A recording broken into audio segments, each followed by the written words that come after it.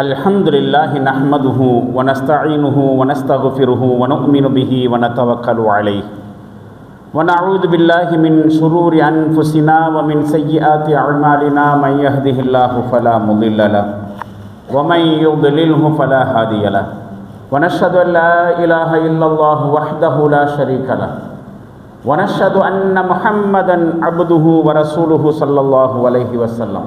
அம்மா பஅத் فأعوذ بالله من الشيطان الرجيم بسم الله الرحمن الرحيم فلما أحس عيسى منهم الكفر قال من أنصاري إلى الله قال الحواريون نحن أنصار الله آمنا بالله واشهد بأننا مسلمون ربنا آمنا بما أنزلت واتبعنا الرسول فاكتبنا مع الشاهدين صدق الله العلي العظيم. அகில உலகையும் படைத்து பரிபாலித்து ரட்சிக்கும் அல்லாஹுக்கே எல்லா புகழும் உரித்தானது. சலாத்தும் சலாமும் நபிகளார் ஸல்லல்லாஹு அலைஹி வஸல்லம் அவர்கள் மீதும் அவர்களது குடும்பத்தினர் தோழர் தொடர்ந்தோர் அனைவர் மீதும் உலகில் உள்ள மோமின்களான நல்லடியார்களான ஆண்கள் பெண்கள் அனைவர் மீதும் குறிப்பாக அல்லாஹுவின் அருளை நாடியவர்களாக ஜுமா தொழுகைக்காக அவனது இல்லத்தில் ஒன்று கூடியிருக்கும் நம்மனைவர் மீதும் என்றும் நின்று நவட்டுமாக. கண்ணியத்திற்கும் மரியாதைக்கும் உரிய பெரியோர்களே, இளைஞர்களே, தாய்மார்களே, சகோதரிகளே, ஒவ்வொரு ஜும்மா உரையின் ஆரம்பத்திலும் இப்படிப்பட்ட ஒரு துவக்கத்தின் பொழுது பெரியோர்களே, தாய்மார்களே என்ற அழைப்பிலே இளைஞர்களே என்கிற ஒரு வார்த்தையையும் குறிப்பிடுவது உண்டு. இப்பொழுது அந்த இளமை காலகட்டம் இளைஞர்களை குறித்து தான் நாம் முக்கியமான சில செய்திகளை தெரிந்து கொள்ள இருக்கிறோம். இளமை காலம் இருக்கிறதே, ஒவ்வொரு மனிதனுடைய ஆயுளிலும் ஒரு தங்கமான காலகட்டம், கோல்டன் பீரியட் என்று சொல்ல வேண்டும்.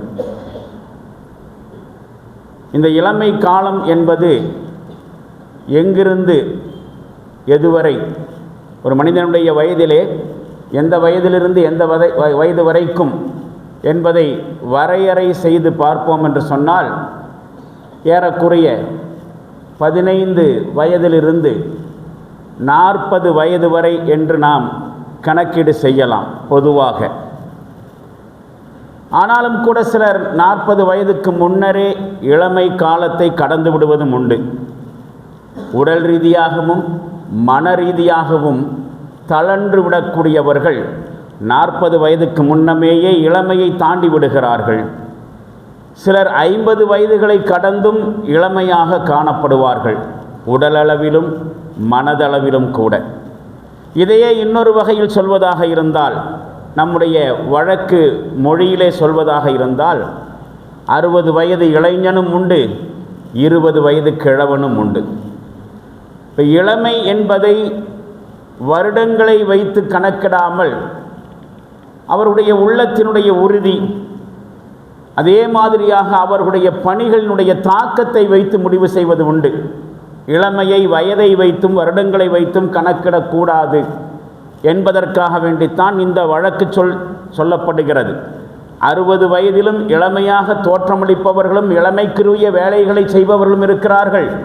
20 வயதிலேயே தழன்று போய் முடங்கி போய் விடுகிற இளைஞர்களும் இருக்கிறார்கள். மனிதனினுடைய பிறப்பை பற்றியும் அந்த மனுஷனுடைய படிப்படியான வளர்ச்சியை பற்றியும் திருக்குர்ஆன் ஷரீஃபில் பல இடங்களிலே பல்வேறு வகையிலே எடுத்து சொல்லப்பட்டிருக்கிறது, விவரிக்கப்பட்டிருக்கிறது. மனுஷன் தன்னுடைய முழுமையான வளர்ச்சியை அல்லது முழுமையான வலிமையை அடைகிற கட்டம்தான் இளமை என்று சொல்வதோடு அது 40 வயது என்றும் பிரத்யேகமாக குறிப்பிட்டும் இருக்கிறது. சூரத்துல் அஹ்காப் என்கிற 46வது அத்தியாயத்தில் 15வது வசனம் இவ்வாறு சொல்லுகிறது: ஹத்தா இதா பலக அஷுத்தஹு வ பலக 40 சனா. இறுதியிலே அந்த மனிதன் தன்னுடைய முழு வலிமையை அடைந்து முழு பலத்தை அடைந்து அவனுக்கு 40 வயதாகின்ற பொழுது, இப்போ 40 வயது என்பது இளமையை கடந்த வயது அல்ல, இளமைக்கே உரிய உச்சகட்ட வயது என்று சொல்லலாம். அல்லாஹு ஜல்ல ஷானஹு தஆலா 40 வயதை மனித வாழ்க்கையிலே ஒரு முக்கியமான காலகட்டமாக கருதித்தான். அதிலும் 40 வயதின் பொழுது அவனுடைய உடல் வலிமையும் மன வலிமையும் இருக்கும். 40வது வயதில் என்பதில்தான் கருத்து. நபிகளார் ஸல்லல்லாஹு அலைஹி வஸல்லம் அவர்களுக்கு நபித்துவம் கொடுக்கப்பட்டது. நபித்துவம் என்று சொன்னால் ஒரு சாதாரண பணி அல்ல என்பது நமக்கு தெரியும். ஒரு மிகப்பெரிய பொறுப்பு. சமூகத்திலே களமாட வேண்டிய பல்வேறு வகையான மக்களை எதிர்கொள்ள வேண்டிய ஒரு கட்டம், ஒரு பணி. அந்த பணியை நபிகளார் ஸல்லல்லாஹு அலைஹி வஸல்லம் அவர்களுக்கு 40 வயதிலே வழங்குகிறான். அதிலிருந்தே 40 என்பது சாதாரண நிலை அல்ல என்பதை புரிந்து கொள்ள முடிகிறது. இப்பொழுது இதன் முக்கியத்துவத்தை நாம் புரிந்து கொள்வதற்காக ஒரு சின்ன நிகழ்வு. எனது நண்பர் ஒருவர் ஆலிம் ஒரு முறை என்னை சந்திக்க வந்த சமயத்திலே அவரை அன்போடு அண்ணா என்று நான் அழைப்பது வழக்கம். அண்ணா என்ன பண்ணிட்டு இருக்கிறீங்க? ஒன்றும் பண்ணலை, சும்மா தான் இருக்கிறேன். என்ன சும்மா இருக்கிறீங்க? அப்போ சம்பாத்தியம், வருமானம், குழந்தை எப்படி பார்த்துக்கிறீங்க என்று கேட்கிற பொழுது, அதற்கென்ன, எல்லா இடத்துலையும் இமாமத்து செஞ்சாச்சு, மதரசாவில் இருந்தாச்சு, பசங்க பெருசாகிட்டாங்க, சம்பாதிக்கிறாங்க, வீடு கட்டிட்டேன், சும்மா இருக்கிறேன். சரி, சும்மா இருப்பதுங்கிறது ஒரு சரியில்லையே, சமுதாயத்துக்கு உங்களுடைய இல்மு பயன்படுகிற மாதிரி ஏதேனும் பணி செய்யலாமே என்கிற பொழுது, 40 வயசாகிடுச்சுப்பா, இதுக்கு மேலே என்ன பணி என்றார். அப்போ நான் அவர்கிட்ட திருப்பி கேட்டேன், 40 வயதில் தானே அல்லாஹு ஜல்ல ஷானஹு தஆலா நபிகளார் ஸல்லல்லாஹு அலைஹி வஸல்லம் அவர்களுக்கு நபி பட்டத்தையே கொடுத்தான். சமுதாய பணி செய்வதற்கான காலமாக தேர்வு செய்ததே 40 வயசு தானே. 40 வயசில் ஓய்வு எடுப்பதாக சொல்கிறீர்களே, இது நியாயமா என்று விளையாட்டாக நான் கேட்டாலும் அது அவருடைய மனதில் மிகப்பெரிய அளவுக்கு தாக்கத்தை ஏற்படுத்தியது. இப்போ மனசு தான் காரணம் என்று புரிந்து கொள்ள முடிகிறது. இப்போ 40 வயதுகளில் நபிகளார் ஸல்லல்லாஹு அலைஹி வஸல்லம் அவர்கள் நபியாக தேர்வு செய்யப்படுகிறார்கள். திருக்குர்ஆன் ஷரீஃப் பல்வேறு சந்தர்ப்பங்களிலே இளைஞர்களை பற்றி, அந்த இளைஞர்களுடைய செயல்பாடுகளை பற்றியும் கூட குறிப்பிடுகிறது. அப்படி குர்ஆன் இளைஞர்களை பற்றியும் அவருடைய செய்திகளை பற்றியும் எல்லாம் சொல்கிற பொழுது, அந்த செய்திகளிலிருந்து திருக்குர்ஆன் ஷரீஃப் எப்படிப்பட்ட இளைஞர்களை எதிர்பார்க்கிறது, அதாவது இளைஞர்கள் எப்படிப்பட்ட பண்புகளையும் குணாதிசயங்களையும் கொண்டவர்களாக இருக்க வேண்டும் என்று அல்லாஹ் எதிர்பார்க்கிறான் என்பதை புரிந்து கொள்ள முடிகிறது. குர்ஆனில் வரக்கூடிய இளைஞர்களை பற்றிய செய்திகளை, இளைஞர்களுடைய செயல்பாடுகளை பற்றிய செய்திகளை படிக்கிற பொழுது இளைஞர்கள்ட்ட அல்லாஹ் இதைத்தான் எதிர்பார்க்கிறான். இஸ்லாமிய இளைஞர்கள் என்று சொன்னால் அவர்கள் இப்படிப்பட்ட பண்புகள் கொண்டவர்களாகத்தான் இருக்க வேண்டும் என்பது குர்ஆனுடைய எதிர்பார்ப்பாக இருக்கிறது என்பதை புரிந்து கொள்ள முடிகிறது. இன்னும் சரியாக சொல்வதானால் குர்ஆனிலே இளைஞர்களை பற்றி சொல்லுவதற்கு காரணமே அதுதான். ஏன் குர்ஆனிலே இளைஞர்களை பற்றி பிரஸ்தாபிக்க வேண்டும், எடுத்து சொல்ல வேண்டும்? முஸ்லிம் சமுதாயத்தில் இருக்கக்கூடிய இளைஞர்கள் இப்படிப்பட்டவர்களாக இருக்க வேண்டும் என்று சொல்வதுதான் அந்த சம்பவங்களை எடுத்து சொல்வதனுடைய நோக்கம். அந்த வகையிலே நாம் முதலாவதாக தெரிந்து கொள்ள வேண்டிய விஷயம், ஹதரத் இப்னு அப்பாஸ் ரலியல்லாஹு அன்ஹு அவர்கள் சொன்னதாக தபரானி என்கிற தஃப்சீரிலே பதிவு செய்யப்பட்டிருக்கக்கூடிய ஒரு விஷயம். தபரானி அவர்கள் அறிவிக்கின்றார்கள், இறை தூதர்கள் எல்லோரையும் அவர்கள் இளைஞர்களாக இருக்கும்போதுதான் அல்லாஹ் அவர்களை நபியாக நியமிக்கிறான். வயசான எந்த நபியும் இல்லை. நபித்துவத்திற்கு பிறகு வயசானாங்க அப்படிங்கிறது வேறு. நபித்துவம் என்கிற பொறுப்பை ஏற்றுக்கொள்வதற்கு அல்லாஹ் இளமையாக இருக்கும் சந்தர்ப்பத்தில் தான் அவர்களை தேர்வு செய்கிறான், நியமனம் செய்திருக்கிறான் என்று சொல்லுகிறார். ஏகதேசம் எல்லா நபிமார்களும் இளமையில்தான் நபிமார்களாக நியமிக்கப்பட்டிருக்கிறார்கள். இரண்டாவதாக இந்த வகையிலே நாம் தெரிந்து கொள்ள வேண்டிய விஷயம், எல்லா இறை தூதர்களையும் முதலில் நம்பிக்கை கொண்டது, அந்த இறை தூதர்களுக்கு பக்கபலமாக இருந்தது இளைஞர்கள்தான் என்றும் குர்ஆன் கூறுகிறது. வயசானவங்களை விட சொசைட்டியில் இம்பாக்ட் பண்ணக்கூடிய இடத்தில் இருக்கக்கூடிய விஐபி மாதிரி இருக்கக்கூடியவர்கள், முதிர்ந்தவர்களை விட இளைஞர்கள் தான் நபிமார்களை முதலில் ஏற்றுக்கொண்டிருக்கிறார்கள், அவர்களை பின்பற்றி இருக்கிறார்கள் என்பதை பார்க்க முடிகிறது. இதை குறித்து ஒரு செய்தி சூரத்து யூனுஸ் என்கிற 10வது அத்தியாயத்தில் 83வது வசனம் இப்படி சொல்லுகிறது. ஃபலம்மா ஆமன லி மூசா, மூசா நபியினுடைய சமுதாயத்தில் அவரை யாருமே ஏற்றுக்கொள்ளவில்லை. இல்லா துர்ரியத்தன் மின் கௌமிஹி, அவருடைய சொசைட்டியில் இருந்த சில இளைஞர்களை தவிர. இளைஞர்கள் தான் மூசா நபியை முதலில் ஏற்றுக்கொண்டார்கள். அந்த சமுதாயத்தில் யாருமே அவரை ஏற்றுக்கொள்ள முன்வராத சந்தர்ப்பத்தில் இளைஞர்கள் அவரை ஏற்றுக்கொள்கிறார்கள், அவருக்கு பக்கபலமாக இருக்கிறார்கள். பாரம்பரியமான திருக்குரான் விரிவுரையாளர்களிலே மிக மிக பிரபலமானவராக இருக்கக்கூடிய இமாம் இப்னு கசீர் ரஹ்மத்துல்லாஹி அலைஹி அவர்கள் இப்படி சொல்லுகிறார். அல்லாஹ்னுடைய தூதர்களுடைய அழைப்பை கேட்டு அதனை ஏற்றுக்கொண்டவர்களிலே பெரும்பான்மையானவர்கள் இளைஞர்களாகவே இருந்தார்கள். இஸ்லாத்தினுடைய நிலைநிறுத்துதல் என்பது இளைஞர்களை பக்கபலமாக கொண்டுதான் வரலாறு முழுக்க நடந்திருக்கிறது. நபிமார்களுடைய வாழ்க்கையிலிருந்து உலகம் முழுவதும் இது தெரிய வருகிறது. நபிகளார் ஸல்லல்லாஹு அலைஹி வஸல்லம் அவருடைய காலத்திலும் பெரும்பாலும் குறைஷி சமுதாயத்திலே இருந்த இளைஞர்கள்தான் நபிகளார் ஸல்லல்லாஹு அலைஹி வஸல்லம் அவர்களையும் இஸ்லாத்தையும் ஏற்றுக்கொள்வதிலே முன்னணியிலே இருந்தார்கள் என்பதையும் பார்க்க முடிகிறது. நாமெல்லாம் அபூபக்கர் சித்திக் ரலியல்லாஹு அன்ஹு அவர்கள் என்று சொல்லுகிற பொழுது நம்முடைய மனதிலே அல்லது அவர்கள் மாதிரியான பல சஹாபிய தோழர்கள் முக்கியமானவர்கள் பெயர்களையெல்லாம் கேட்கிற பொழுது பொதுவாகவே நம்முடைய மனசுக்குள்ள ஒரு வயதான தோற்றம்தான் இமேஜ் ஆகும். அபூபக்கர் சித்திக் ரலியல்லாஹு அன்ஹு, உமர் ரலியல்லாஹு அன்ஹு, உஸ்மான் அல்லது அந்த மாதிரியான பெரும் நபித்தோழர்கள், அவர்களை பற்றியெல்லாம் பேசப்படுகிற பொழுதும் பேசப்படுவதை கேட்கிற சமயத்திலும் அவர்களை பற்றிய தோற்றம் ஒரு வயது முதிர்ந்த தோற்றமாகத்தான் நம்ம மனசுக்குள்ள பதிவாகிறது. இருக்கலாம், ஆனால் அவர்களெல்லாம் மிக மிக இளமையிலேயே இஸ்லாத்தை ஏற்றுக்கொண்டவர்கள். நபிகளார் ஸல்லல்லாஹு அலைஹி வஸல்லம் அவருடைய சமகாலத்தவராக சம வயதுடையவராகத்தான் ஹஜ்ரத் அபூபக்கர் சித்திக் ரலியல்லாஹு அன்ஹு அவர்கள் இருந்தார்கள். பின்னர் தானே அவங்களுக்கு வயசாச்சு. அவர்கள் இஸ்லாத்தை ஏற்றுக்கொள்கிற பொழுது அவர்கள் மிக மிக இளமையாக இருந்தார்கள். இந்த வகையில் அடுத்து நாம் தெரிந்து கொள்ள வேண்டிய முக்கியமான விஷயம், ஒரு குகையிலே தஞ்சம் புகுந்த இளைஞர்களை பற்றி, அவர்களை பற்றி சூரத்துல் கஹ்ஃபினுடைய 18வது அத்தியாயத்தினுடைய ஆரம்ப வசனங்கள் பேசுகின்றன. அதிலே அந்த குகைவாசிகள், சூரத்துல் கஹ்ஃப் என்று சொன்னாலே கஹ்ஃப்னா குகை, குகை என்கிற அந்த அத்தியாயத்தில் அஸ்ஹாபுல் கஹ்ஃப் குகைவாசிகளை பற்றி சொல்லப்படுவதால் தான் அந்த அத்தியாயத்திற்கே குகை கஹ்ஃப் என்று பெயர். அதனுடைய ஆரம்ப வசனங்களிலே சில இளைஞர்கள் குகைவாசிகளை பற்றி அவருடைய சிறப்புத்தன்மைகளை பற்றி எடுத்து சொல்லப்படுகிறது.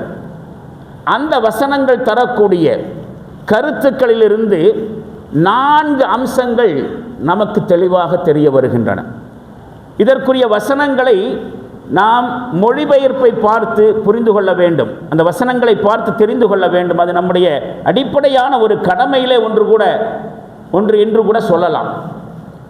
வெறுமனே குர்ஆனை ஓதிக்கொண்டிருக்காமல் ஒவ்வொரு வெள்ளிக்கிழமையிலும் சூரத்துல் கஹ்ஃப் ஓதுவது நமக்கு வலியுறுத்தப்பட்டிருக்கிறது. மிகப்பெரிய நன்மையை தரக்கூடிய செய்தி என்று சொல்லப்பட்டிருக்கிறது. அதனுடைய பலன்களை பற்றி ஹதீஸ்கள் ஏராளமாக சொல்லுகின்றன.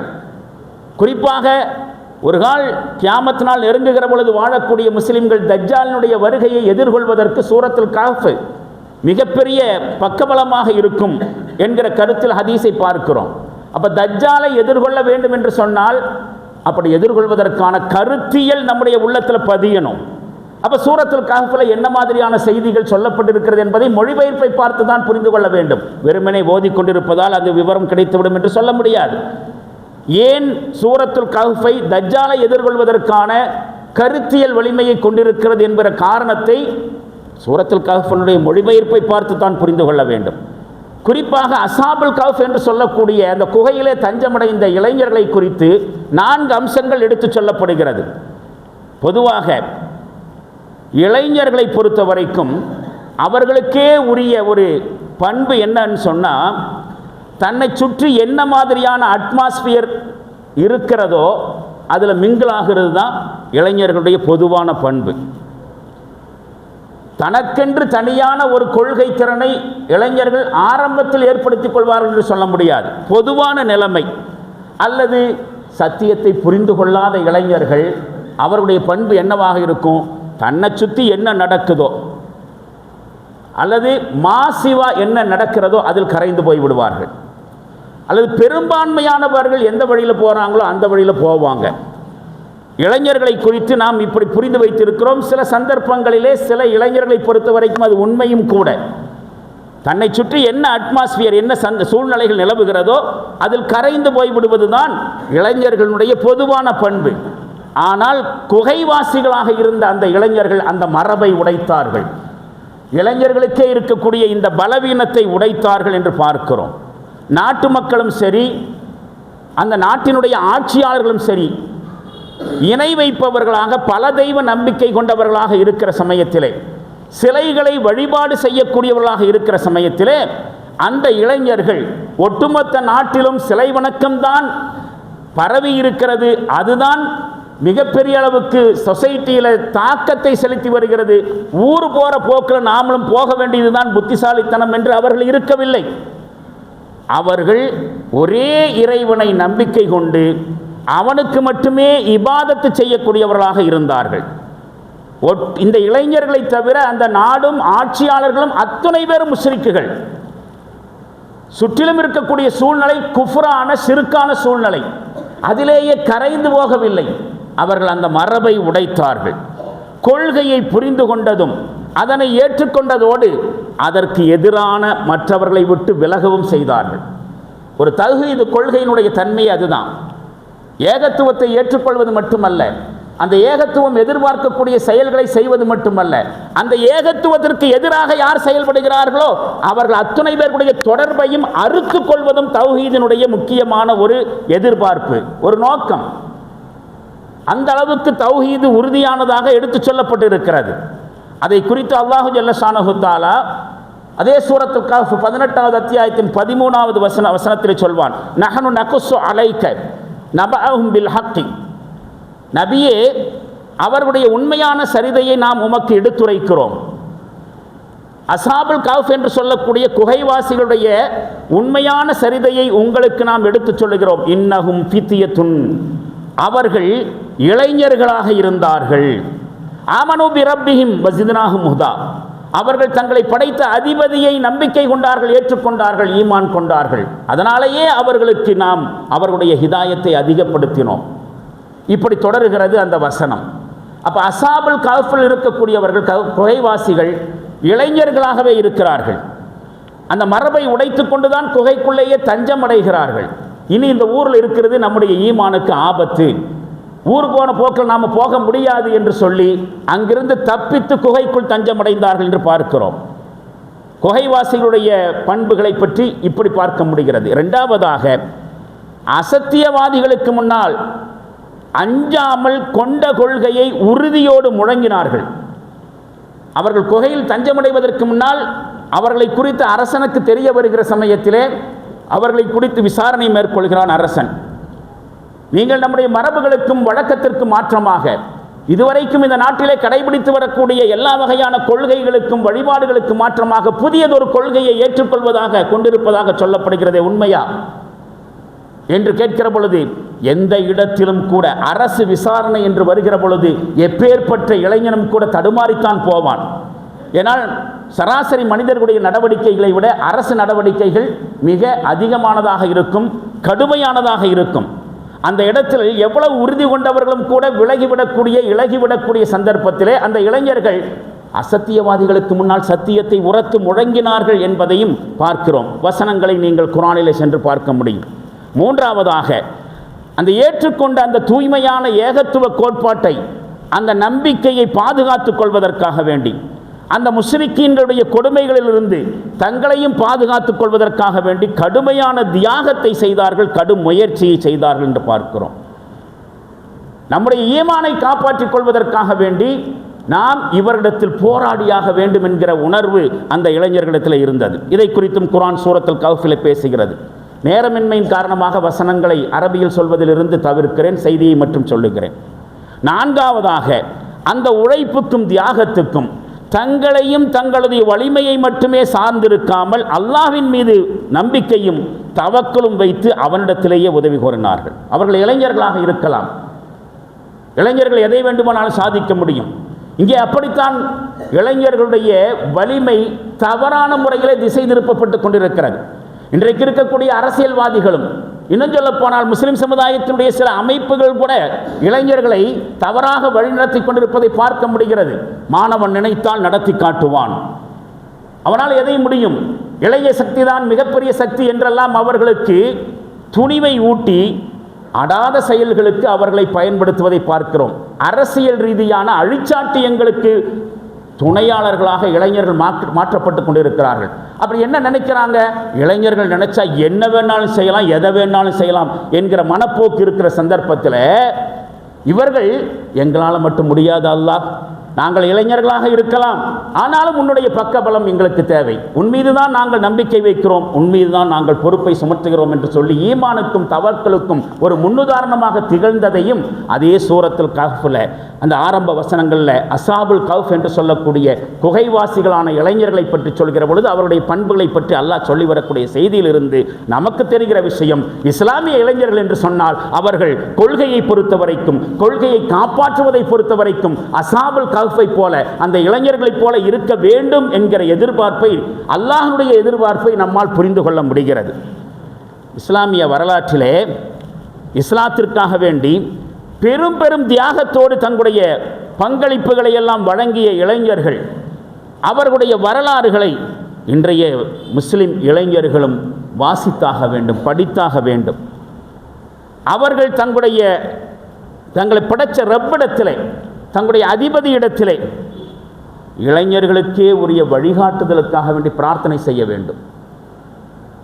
அவர்கள் யாரையும் நம்பியிருக்க முடியாது, எதையும் நம்பியிருக்க முடியாது. இளைஞர்களுக்கு உரிய வழிகாட்டுதல் என்பது பிரத்யேகமானது. மற்றவர்களுக்கு தேவைப்படுகிற ஹிதாயத்தை விட இளைஞர்களுக்கு அதிகமான ஹிதாயத்து தேவைப்படுகிறது. அந்த ஹிதாயத்தை தங்களை படைச்ச ரப்பிடத்தில் தான் கேட்டாக வேண்டும்.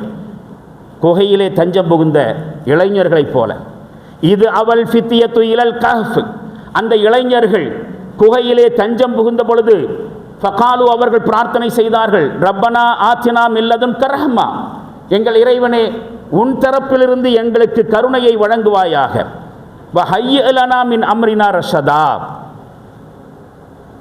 எங்களுக்கு எங்களுடைய செயல்களை ஒழுங்குபடுத்தி தருவாயாக. இளைஞர்கள் என்று சொன்னாலே அவருடைய செயல்பாடுகள் கொஞ்சம் அந்த பக்கம் இந்த பக்கம் இருக்கும். வெளிப்படையான வார்த்தையில் சொல்வதானால் கொஞ்சம் தாறுமாறாக இருக்கும். என்ன செய்யணும் ஏது செய்யணும்ன்றது தெரியும். ஏன்னா இளமை சொல்லுவாங்க இல்லையா, இளங்கன்று பயம் அறியாது.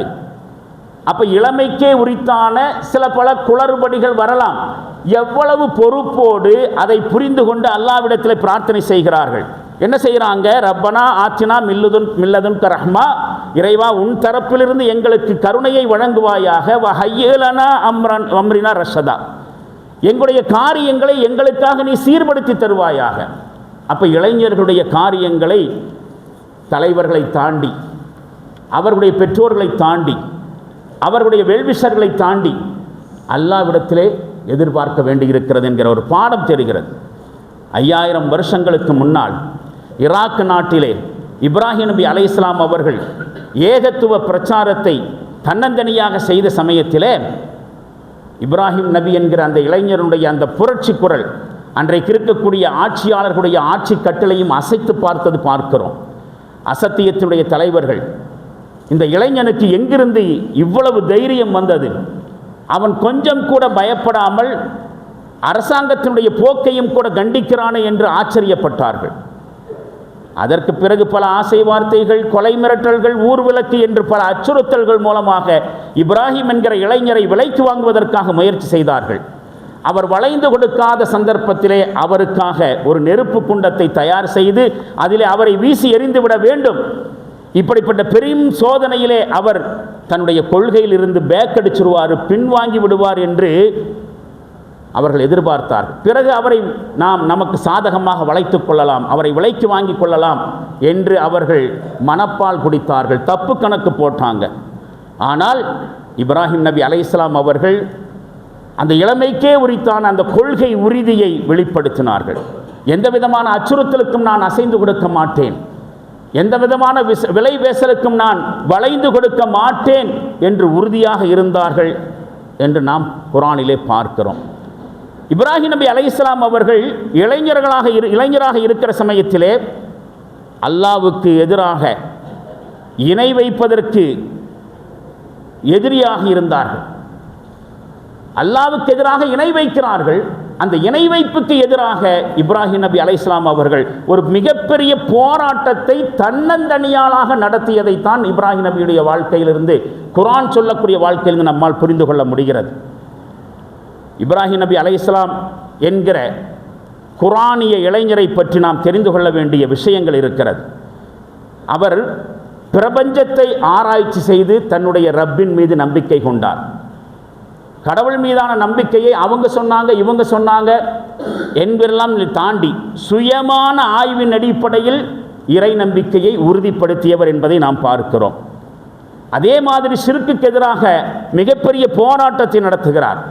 அந்த வகையிலே பகுத்தறிவு பகலவன் என்று சொல்லப்படுவதற்கு இப்ராஹிம் என்கிற இளைஞர் முழு தகுதியானவராக இருந்தார்.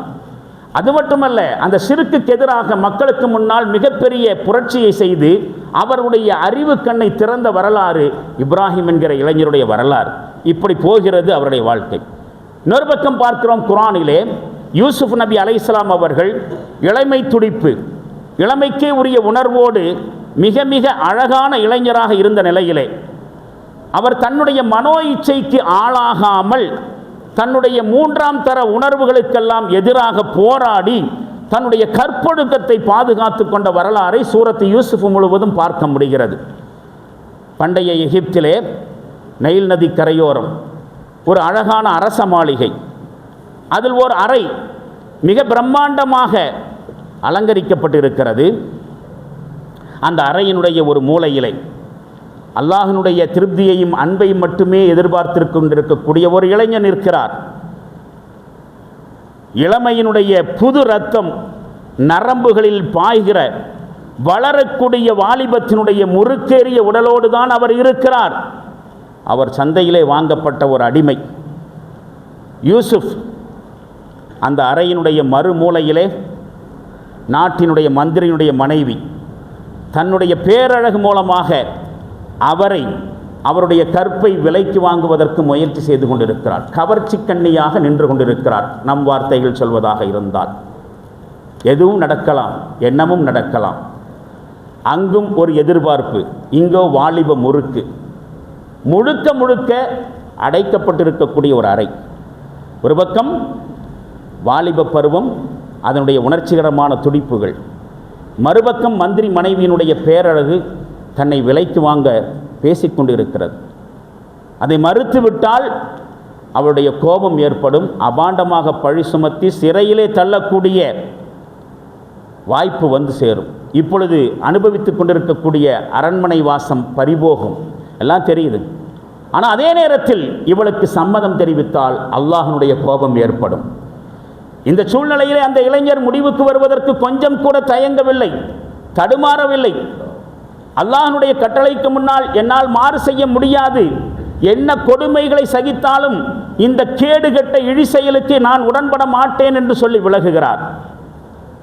இப்போ இளமைக்கே உரிய சூழ்நிலையில் கரைந்து போகக்கூடிய தன்மையிலிருந்து மாறுபட்டு வழக்கமான அந்த மரபை உடைத்து எப்படி இளைஞர்கள் செயல்பட வேண்டும் என்கிற ஒரு சித்திரத்தை யூசுப் நபி அலைஹிஸ்ஸலாம் என்கிற இளைஞர் மூலமாக அல்லாஹ் நமக்கு எடுத்து காட்டுவதிலிருந்து நாம் புரிந்து கொள்ள வேண்டிய விஷயம், இஸ்லாமிய இளைஞன் என்று சொன்னால் அவன் இப்படித்தான் இருக்க வேண்டும். ஒழுக்க விஷயத்தை பொறுத்தவரை, கொள்கையை பொறுத்தவரைக்கும் இப்ராஹிம் நபியை போல, ஒழுக்கத்தை பொறுத்தவரைக்கும் யூசுப் நபியை போல என்று இளைஞர்களுக்குரிய ஒவ்வொரு பண்புக்கும் ஒவ்வொரு இறை தூதர் முன்மாதிரியாக எடுத்து காட்டப்படுகிறார் திருக்குர்ஆன் ஷரீஃபிலே.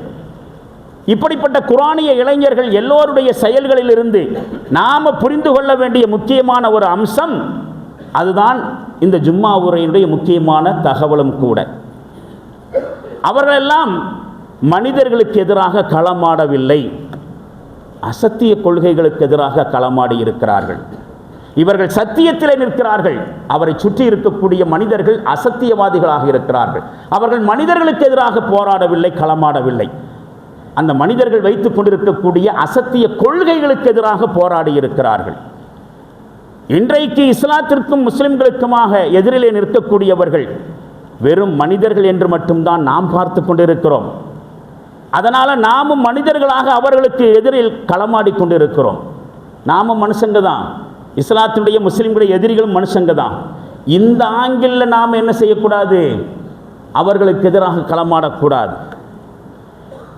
நாம மனிதர்களாக இருக்கலாம், ஆனால் நமக்கு எதிராக களமாடி கொண்டிருக்கக்கூடியவர்கள் அசத்தியவாதிகள். நமக்கு எதிராக களமாடி கொண்டிருப்பது மனிதர்கள் என்பதை தாண்டி ஜாஹிலியத் என்கிற ஒரு அசத்தியம், ஜாஹிலியத் என்கிற ஒரு ஐடியாலஜி தான் நமக்கு எதிராக களமாடி கொண்டிருக்கிறது. சித்தாந்த ரீதியிலான ஜாஹிலியத், கொள்கை ரீதியிலான ஜாஹிலியத்.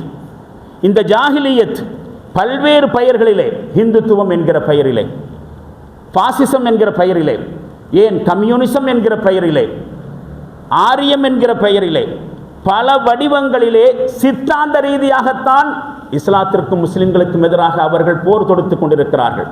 நமக்கு எதிரால் களமாடி கொண்டிருக்கக்கூடியவர்கள் மனிதர்கள் அல்ல, அவர்களை இயக்குவது அவர்களுடைய சித்தாந்தம். அப்படியானால் அவர்களை நாம் வெறும் உடல் ரீதியாக எதிர்கொள்வதற்கு பதிலாக அதே கொள்கை ரீதியாக எதிர்கொள்ள வேண்டும். அசத்தியம் தன்னுடைய கோர பற்களை காட்டி விகாரமாக நமக்கு முன்னால் இழித்துக் கொண்டிருக்கிற பொழுது இஸ்லாம் என்கிற சத்திய கொள்கையை அவர்களுக்கு முன்னால் எடுத்துச் சொல்ல வேண்டும். இஸ்லாத்துடைய உண்மை தன்மையை அவர்கள் புரிய முடியும். கொள்கையோடு மோத வேண்டி இருக்கிறது, அசத்திய கொள்கையோடு சத்திய கொள்கை மோத வேண்டி இருக்கிறது. இன்றைக்கு அசத்தியம் ஜாஹிலியத் என்கிற பெயரிலே அல்லது அது மாதிரியான பல பெயர்களிலே ஒரு மிகப்பெரிய ஆக்டோபஸாக தன்னுடைய கரங்களை எல்லாம் விரித்து கொண்டு முஸ்லிம்களையும் இஸ்லாத்தை நோக்கி எதிர்கொண்டு வந்து கொண்டிருக்கிறது. இந்த ஜாஹிலியத் ஒரு உரையில் சொன்னதை போல இந்த ஜாஹிலியத்து இஸ்லாத்தோடு ஒருபோதும் சமரசம் செஞ்சதே இல்லை, காம்ப்ரமைஸ் செஞ்சதே இல்லை. முஸ்லிம்களையும் இஸ்லாத்தையும் இந்த ஜாஹிலியத் என்ன செய்யலை? ஒரு தடவையும் சமரசம் செய்து கொண்டதில்லை, எந்த வகையிலும் சமரம் செய்து கொண்டதில்லை. அதே மாதிரி தான் நாமும் இந்த ஜாஹிலியத்தோடு எந்த வகையிலும் சமரசம் செய்து கொள்ளக்கூடாது. அசத்தியத்திற்கு எதிராக போராடுவதிலே முஸ்லிம்கள், குறிப்பாக முஸ்லிம் இளைஞர்கள் முன்னணியிலே இருக்க வேண்டும். கொள்கையை கையில் ஏந்தி கொண்டு இந்த ஜாஹிலியா கொள்கையோடு நாம் இஸ்லாமிய கொள்கையை, ஹக்கை வைத்துக் கொண்டு போராட வேண்டும். அவர்கள் பாத்திலை வைத்துக் கொண்டு போராடி கொண்டிருக்கிறார்கள். அதனால் அவர்களை மாதிரி இதை தவிர நமக்கு வேறு வழி இல்லை. கொள்கையால் அவர்களோடு மோத வேண்டும். இஸ்லாத்திற்கு முன்னாடி ஜாஹிலியத் என்பது எப்பொழுதுமே தன்னுடைய வேர்களை ஆழமாக ஊன்றிக்கொண்டு தான் நின்றிருக்கிறது. அந்த வகையில் இன்றைய காலகட்டத்தில் இந்த ஜாஹிலியத்தினுடைய இலக்காக, ஜாஹிலியத்தினுடைய இரையாக நாம் இருக்கிறோம் என்று சொன்னால் அது நமக்கு பெருமைக்குரிய விஷயம்தான். அது ஒன்றும் நம்ம கவலைப்பட வேண்டிய விஷயம் இல்லை. அவன் கொள்கையை வைத்துக்கொண்டு இந்த இஸ்லாத்தையும் இஸ்லாத்தை ஏற்றுக்கொண்டிருக்கக்கூடியவன் எதிர்க்கிறான் என்று சொன்னால் நாம சத்தியத்தில் தான் இருக்கிறோம்னு அர்த்தம். சத்தியத்தில் இருக்கிறனால தான் அவன் நம்மளை எதிர்க்கிறான். சத்தியத்தை கண்டு அசத்தியம் எப்பொழுதுமே பயந்து இருக்கிறது. அதனாலேயே அந்த சத்தியத்தை ஒழித்து கட்ட வேண்டும் என்று முயற்சி செய்து கொண்டிருக்கிறது. இன்றைக்கு இருக்கக்கூடிய இந்துத்துவமோ பாசிசமோ அல்லது விண்ணப்பற கொள்கைகளோ இஸ்லாத்திற்கும் முஸ்லிம்களுக்கு எதிராக குரல் கொடுக்கிறார் என்று சொன்னால் இஸ்லாத்தை பார்த்து, இஸ்லாமிய சத்தியத்தை பார்த்து அசத்தியம் பயப்படுகிறது. பயப்படுற காலமெல்லாம் நாம் சத்தியத்தில் தான் இருக்கிறோம் அப்படிங்கிற தைரியமாக இருக்கலாம். நான் இன்னும் வழி தவறல, நான் இன்னும் நேர்வழியில் தான் இருக்கிறோம் என்பதற்கான உலகத்தினுடைய சாட்சியம் அது. முஸ்லிம்கள் அவருடைய கொள்கையை விட்டுக் கொடுக்கவில்லை என்பதற்கான அடையாளம் அது. ஆனால் யோசித்து பார்க்க வேண்டிய விஷயம், இந்த ஜாஹிலியத்தை இஸ்லாமிய சித்தாந்தம் என்கிற அறிவு ஆயுதத்தின் மூலமாக நாம் இதுவரைக்கும் எதிர்கொண்டிருக்கிறோமா? அரசியல் ரீதியாக எதிர்கொண்டிருக்கிறோம், போராட்ட ரீதியாக எதிர்கொள்கிறோம், கண்டனங்கள் ரீதியாக எதிர்கொள்கிறோம், சட்ட போராட்டத்தை முன்னெடுக்கிறோம். ஆனால் இந்த அசத்தியம் என்கிற ஜாஹிலியத்துக்கு எதிராக, அந்த அசத்திய கொள்கைகளுக்கு எதிராக இஸ்லாம் என்கிற அறிவு, அந்த ஆயுதத்தை கையில் எடுத்துக்கொண்டு நாம் போராடி இருக்கிறோமா என்று கேள்வி கேட்டு பார்க்க வேண்டி இருக்கிறது. இது மாதிரியான ஜாஹிலியத்துகளை குர்ஆன் துலுமாத், இருள்கள் என்று சொல்லுகிறது. அது எந்த அசத்தியமாக இருந்தாலும் சரி, இவையெல்லாம் இருள்கள், துலுமாத்துகள். ஆனால் இந்த துலுமாத் என்கிற இருள்களை இஸ்லாம் என்கிற நூர், இஸ்லாம் என்கிற ஒளியின் மூலமாக இந்த இருள்களை அகற்றுவதற்கு நாம் முயற்சி செஞ்சிருக்கிறோமா? இதுவரைக்கும் முஸ்லிம் சமுதாயம் யோசித்து பார்க்காத ஒரு கோணம். மனிதர்கள் என்கிற ரீதியில் மனிதர்களாக அவர்களை எதிர்கொள்கிறோம், அவர்களைப் போலவே நாமும் களமாடுகிறோம். அவர்கள் கொள்கையை வைத்துக் கொண்டு களமாடுகிறார்கள். நாம் இன்னும் மனிதர்களாக போராடி கொண்டிருக்கிறோம். கொள்கைவாதியாக போராட வேண்டி இருக்கிறது. அல்லாஹ்வுடைய ஒளியை அவர்கள் தங்களுடைய வாயினால் ஊதி அணைத்து விடலாம் என்று நினைக்கிறார்கள். ஆனால் அல்லாஹுவோ தன்னுடைய ஒளியை முழுமைப்படுத்தாமல் விடவே மாட்டான். நிராகரிக்கக்கூடியவர்கள் காஃபிர்கள் எவ்வளவு வெறுத்தாலும் சரி. ஆனால் அல்லாஹ் நேரடியாக வந்து இந்த துலுமாத்துகளை ஒழிப்பானா? அவர்களுக்காக தேர்வு செய்யப்படுபவர்கள் தான் இளைஞர்கள். வரலாறு முழுக்க நபித்துவத்தையும் நபித்துவத்தினுடைய பணிகளையும் இளைஞர்களை வைத்து அல்லாஹ் குர்ஆனிலே சொல்கிறான் என்று சொன்னால், அத்துணை நபிமார்களும் அந்த நபிமார்களை ஏற்றுக்கொண்ட இளைஞர்களும் துலுமாத் என்கிற அசத்திய கொள்கைகளுக்கு எதிராக இஸ்லாம் என்கிற நூரை வைத்துக் கொண்டுதான் போராடி இருக்கிறார்கள். அல்லாஹ் அழித்திருக்கிறான். ஆனால் அப்படி அழிப்பதற்கு இளைஞர்களையே அல்லாஹ் தேர்வு செய்திருக்கிறான். நேரடியாக வந்து அல்லாஹ் துலுமாத்துகளை அழிக்கிறது இல்லை, இளைஞர்கள் மூலமாகத்தான் அது நடக்க வேண்டும். சூரத்து தௌபா என்கிற 9வது அத்தியாயத்தில் 32வது வசனத்தில் அல்லாஹ் இதை எடுத்து சொல்லுகிறான். உமர் ரலியல்லாஹு அவர்கள் சொல்வார்கள், லக்கத் குன்னா அதில்லத்தன் ஃபஅஸனல்லாஹு பில் இஸ்லாம். நாம் மிக இழிந்தவர்களாக இருந்தோம், கேவலமானவர்களாக இருந்தோம். இஸ்லாத்தின் மூலமாகத்தான் அல்லாஹ் நமக்கு கண்ணியத்தை கொடுத்தான். இஸ்லாம் தான் நம்முடைய கண்ணியம். நம்முடைய அரசியல் வலிமை அல்ல, நம்முடைய பொருளாதாரம் அல்ல, நம்முடைய கல்வி அல்ல, அதெல்லாம் தேவை. ஆனால் நம்முடைய கண்ணியம் என்பது இவற்றையெல்லாம் தாண்டி இஸ்லாமாக இருக்க வேண்டும். அதைத்தான் உமர் ரலியல்லாஹு சொல்வார்கள், லக்கத் குன்னா அதில்லத்தன். நாம் மிக இழிவடைந்தவர்களாக கேவலமானவர்களாக இருந்தோம், நாம் இஸ்லாத்தை ஏற்றுக்கொண்டோம். ஃபஅஸனல்லாஹு பில் இஸ்லாம். இஸ்லாத்தின் மூலமாகவே நமக்கு அல்லாஹ் கண்ணியத்தை கொடுத்தான். வைதபத்தகைனல் இஸ்ஸத ஃபீ கைரிஹி. இஸ்லாத்தை விடுத்து நம்முடைய கண்ணியத்தை வேறு ஏதேனும் ஒரு வழியில் நாம் தேடுவோம் என்று சொன்னால் லஅல்லனல்லாஹ், அல்லாஹ் நம்மை மீண்டும் வழிகெடுப்பான். நம்முடைய அடையாளம் இஸ்லாம், நம்முடைய ஆயுதம் இஸ்லாம். நம்மிடத்தில் இருக்கக்கூடிய வலிமை இஸ்லாத்துடைய கொள்கை வலிமை. அந்த கொள்கை வலிமை இருக்கிற வரைக்கும் எந்த வகையிலும் நம்மை யாராலும் அசைக்க முடியாது என்கிற நம்பிக்கை வேண்டும். உமர் ரலியல்லாஹு அவர்கள் தன்னுடைய அனுபவத்தின் மூலமாக அந்த மொழியை சொன்னார்கள். இந்த அனுபவ மொழி அடுத்த தலைமுறையாவது உள்வாங்கிக் கொண்டு செயல்பட வேண்டும். அதற்காக வேண்டித்தான் நாம் சாலிடாரிட்டி யூத் ஆர்கனைசேஷன் என்கிற இளைஞர் அமைப்பை துவக்கி இருக்கிறோம். நம்முடைய ஜமாத்தின் சார்பாக அது நடைபெற்றுக் கொண்டிருக்கிறது. இன்றைக்கு இருக்கக்கூடிய பாசிசம், இந்துத்துவம், இஸ்லாமோபியா மாதிரியான துலுமாத்துல் ஜாஹிலியா, ஜாஹிலியத்தினுடைய இருள்களை, அறியாமையினுடைய இருள்களுக்கு எதிராக நூருல்லா என்கிற அல்லாஹ்வுடைய ஒளியை பாய்ச்சுவதற்காக வேண்டித்தான், அந்த ஜாஹிலியத்துக்கு முன்னால் அல்லாஹ்வுடைய ஒளியை எடுத்து காட்டுவதற்காக வேண்டித்தான் சாலிடாரிட்டி யூத் ஆர்கனைசேஷன். இது ஒரு அடையாளம் மட்டுமல்ல, இது ஒரு 10 1 11 மட்டுமல்ல. இன்றைக்கு கொள்கை ரீதியாக இஸ்லாத்தை முன்வைக்க வேண்டும், கொள்கை ரீதியாக இஸ்லாத்தை வெற்றி பெற செய்ய வேண்டும். அப்படி வெற்றி பெற செய்கிற விஷயத்திலே நாம் உயிரிழக்கலாம், ஆனால் இஸ்லாம் உயிரிழக்கக்கூடாது. இஸ்லாம் வாழ வேண்டும். அடுத்த தலைமுறை வரைக்கும் கொண்டு போய் சேர்க்க வேண்டிய பொறுப்பை இளைஞர்கள் புரிந்து கொள்ள வேண்டும், இளைஞர்களுக்கு உணர்த்த வேண்டும் என்பதற்காக வேண்டித்தான் சாலிடாரிட்டி யூத் ஆர்கனைசேஷன். இளைஞர்களே வாருங்கள், இல்லை இல்லை நாளைய சமுதாயத்தினுடைய எதிர்கால விடிவெள்ளிகளே வாருங்கள், இந்திய தமிழக முஸ்லிம் சமுதாயத்தினுடைய முதுகெலும்புகளே இளைஞர்களே வாருங்கள். இந்த அழைப்பை நான் ஈசா நபி அலைஹிஸ்ஸலாம் அவர்களுடைய அழைப்பை நினைவுபடுத்திக் கொண்டு நான் அழைக்கிறேன், சாலிடாரிட்டிக்கு அழைக்கிறேன். ஃபலம்மா அஹஸ ஈசா மின்ஹுமுல் குஃபர், இஸ்ராயலினுடைய வழித்தோன்றல்கள் நிராகரிக்க முனைந்து விட்டதை ஈசா நபி அலைஹிஸ்ஸலாம் அவர்கள் உணர்ந்து கொண்ட பொழுது அவர்கள் கேட்டார்கள். நல்ல கவனிக்கணும் வார்த்தைகளை. அல்லாஹ் எப்படி சொல்லுகிறான்? ஈசா நபி அலைஹிஸ்ஸலாம் அவர்கள் தன்னுடைய இஸ்ராயலுடைய வழித்தோன்றல்கள் நிராகரிக்க முனைந்து விட்டதை, குஃப்ரில் போவதை உணர்ந்த பொழுது ஈசா அலைஹிஸ்ஸலாம், குஃப்ருங்கிறது ஒரு அசத்தியம், அது ஒரு ஜாஹிலிய கொள்கை, அதை அவர்கள் தூக்கி பிடித்த பொழுது அவர் கேட்கிறார், மன் அன்சாரி இலல்லாஹ், அல்லாஹ்வினுடைய வழியில் எனக்காக உதவி செய்பவர்கள் யார்? தன் சமுதாயத்தை பார்த்து கேட்கிறார். இங்கே குஃப்ர் என்கிற அசத்தியம் நம்மை விழுங்குவதற்கு காத்து கொண்டிருக்கிறது, அதை நான் உணர்ந்து கொண்டேன். இப்பொழுது அல்லாஹ்வின் வழியிலே எனக்கு உதவி செய்யக்கூடியவர்கள் யார் என்று கேட்டார். இந்த கேள்வி எழுப்பப்பட்டது குஃப்ரை உணர்ந்து கொண்ட சமயத்திலே. குஃப்ர் என்கிற ஜாஹிலியா சித்தாந்தம் உணரப்பட்ட பொழுது அப்படிங்கிறத நாம் கவனிக்கணும். இன்னைக்கும் நமக்கு முன்னாடி களமாடி கொண்டிருப்பது மனுஷங்கள் இல்லை, குஃப்ர் என்கிற அதே ஜாஹிலியா சித்தாந்தம், அல்லது ஷிர்க் என்கிற அதே ஜாஹிலியா சித்தாந்தம், அல்லது இஸ்லாமிய எதிர்ப்பு என்கிற சித்தாந்தம், அல்லது முஸ்லிம் விரோத போக்கு என்கிற சித்தாந்தம். இந்த ஜாஹிலியா சித்தாந்தத்தை இஸ்லாம் என்கிற சித்தாந்தத்தோடு நாம் எதிர்கொள்ள வேண்டியிருக்கிறது. அதுதான் இன்றைக்கு இறைவனுக்கும் அல்லாஹுடைய மார்க்கத்திற்கும் நாம் செய்யக்கூடிய உதவியாக இருக்கும். இந்த அழைப்புக்கு ஈசா நபியினுடைய தோழர்கள் இளைஞர்கள் பதிலளித்ததையும் நினைவுபடுத்திக் கொண்டு நான் சாலிடாரிட்டிக்கு அழைக்கிறேன். காலல் ஹவாரியோன், ஹவாரிகள் என்று சொல்லக்கூடிய ஈசா நபி அலைஹிஸ்ஸலாம் அவர்களுடைய சீடர்கள் அதற்கு பதிலளித்தார்கள். எப்படி? நஹ்னு அன்சாருல்லாஹ், நாங்கள் அல்லாஹ்வினுடைய உதவியாளர்களாக இருக்கிறோம். ஆமன்னா பில்லாஹ், நாங்கள் அல்லாஹ்வை நம்பிக்கை கொண்டோம். வஷ்ஹது பிஅன்னா முஸ்லிமூன், நாங்கள் முஸ்லிம்கள் என்பதற்கு நீங்களே சாட்சியாக இருங்கள். நாங்கள் அல்லாஹ்வுடைய கொள்கையை இந்த உலகத்தில் தாங்கி நிற்பது மட்டுமல்ல, அதை வைத்துக்கொண்டு அசத்தியத்திற்கு எதிராக போராடுவதற்கு நாங்கள் தயாராக இருக்கிறோம். அதற்கு நீங்களே சாட்சியாக இருங்கள். ஒரு முஸ்லிம் இளைஞனை பொறுத்த வரைக்கும் நான் எங்கே போயிட்டு இருக்கிறேன் அப்படிங்கிற கேள்வியும் அந்த உணர்வும் ஒவ்வொரு இஸ்லாமிய இளைஞர்கிட்டும் இருக்க வேண்டியது மிக மிக அவசியம். அலட்சியமாக பாழாக்கி விடுவதற்குரிய அல்ல வாழ்க்கை, மகத்தான லட்சியங்களுக்காக அர்ப்பணிக்க வேண்டியது இந்த வாழ்க்கை.